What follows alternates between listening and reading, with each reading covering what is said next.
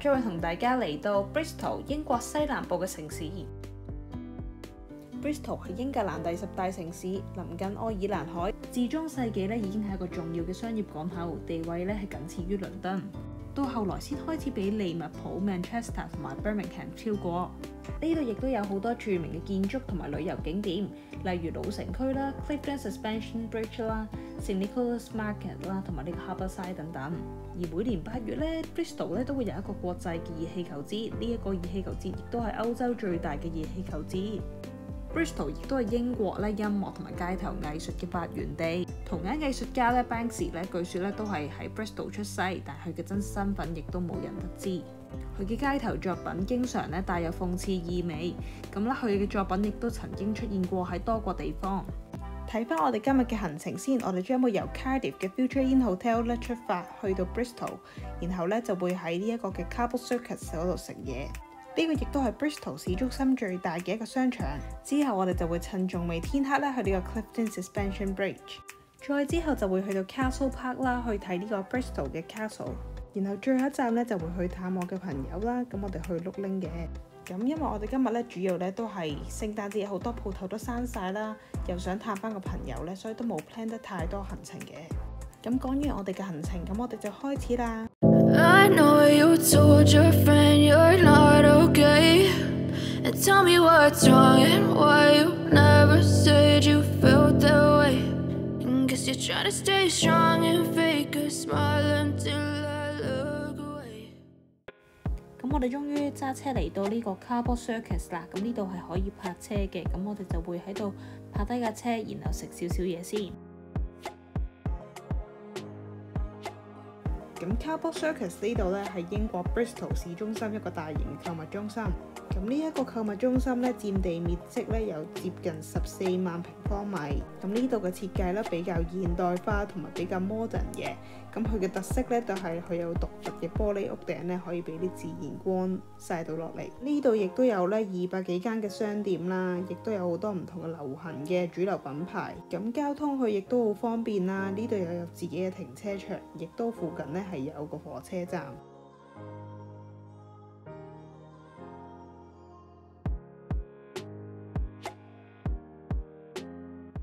好啦，咁我哋而家離開呢個停車場啦，準備去我哋下一個嘅景點啊，就係去呢個 Clifton 嘅 Suspension Car Park 啦。咁我哋落咗車之後呢，再會行去個 bridge 嗰度啦，同埋行去個觀景台嗰度嘅。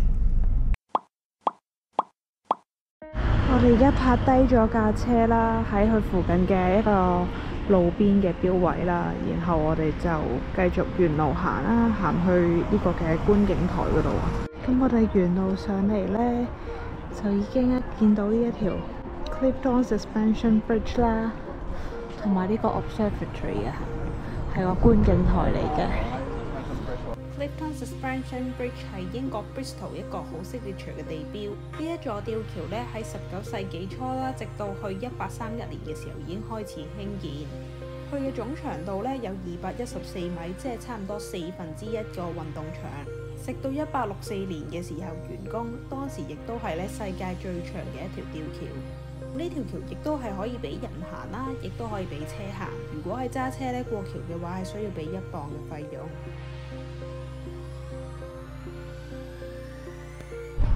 好凍啊！上到嚟呢度係個 Observatory 啊。Bristol Observatory 咧，亦都係一個好有歷史價值嘅地標，坐落於呢一個嘅克里夫頓山上面。呢個天文台咧喺1766年嘅時候興建，最初係一座風車嚟嘅，後來就變咗一座天文台。呢一座塔入邊咧，亦都設有一個小型博物館，係介紹天文台嘅歷史啦、天文學同埋一啲導航技術嘅發展，亦都係對公眾開放嘅。所以如果係離開呢個 Clifton Suspension Bridge 咧，不妨可以嚟埋呢度參觀一下。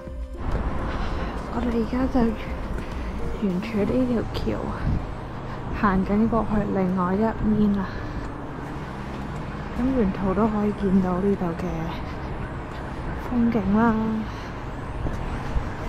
好多人喺度行啊，來來回回咁行過嚟，好凍啊！不過真係，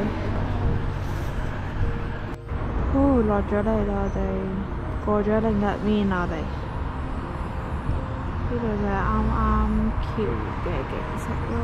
不過都已經開始太陽落山啦。不過有個月亮，不過呢度影唔到好似。有個月亮喺度。咁正如啱啱咁講啦，咁呢條橋呢係可以俾人行啦，亦都可以俾車行嘅。如果大家嚟到 Bristol 嘅話呢，不妨呢都喺呢條橋度行翻一轉啦，欣賞一下呢條曾經係世上最長嘅吊橋。我哋而家呢到咗一個叫 The Gallery 嘅一個商場嗰度啦，泊低咗架車，然後我哋呢就 move on 啦，會去呢個 Castle Park 啊，咁係個城堡公園啦 ，Bristol 嘅。咁我哋過去睇下先。不過而家呢度呢個鋪頭都已經閂得七七八八咁滯，得返幾間連鎖嘅快餐店呢係仲未閂嘅啫。我哋而家摸黑啊，去咗呢個夜晚黑 Castle Park 啊，就係你面前嗰個咯。就係我哋面前呢個，係咪呢一度就係 Castle Park 啊？嚇！不過好黑啊，呢度而家乜都睇唔到添。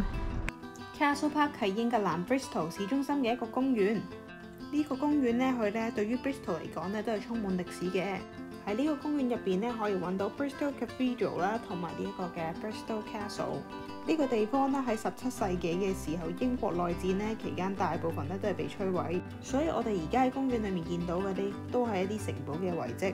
咁我哋而家就嚟到 Philadelphia Street。咁呢度呢，位於 BS1，亦即係 Bristol 嘅市中心。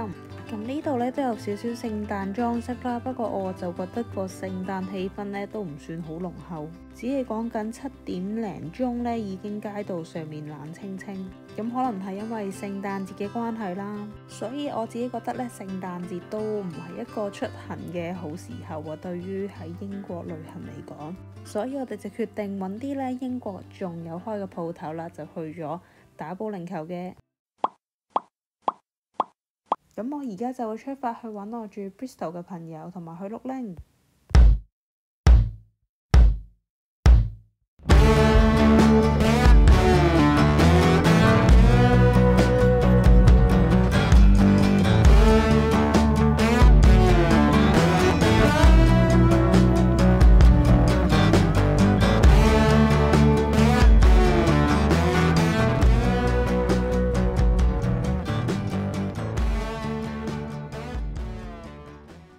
咁因為主要都係探朋友啦，所以我後邊咧都冇影得太多啦。咁第一次喺英國打保齡球呢，咁我先知道原來英國嘅保齡球場呢，佢哋係冇得借保齡球鞋啦。咁呢一樣嘢係同香港好唔同嘅，玩法基本上就同香港差唔多，都係租條 link，然之後呢佢都可以嗌嘢食啦，佢會送餐去到你嗰度。咁我哋而家就出發翻去 Cardiff 啦。So far 今次嘅行程呢，我自己覺得 Bristol 呢就未必會係我之後會再想去嘅地方，因為我感受佢係一個比較住人嘅地方，唔算太多景點可以行。可能真係唯一我諗必定會去嘅就係呢個 Clifton Suspension Bridge。唔知大家又點諗呢？大家不妨留言話俾我知，覺得 Bristol 仲有啲咩地方好玩好行。咁等我哋下次再揸車落南部睇下。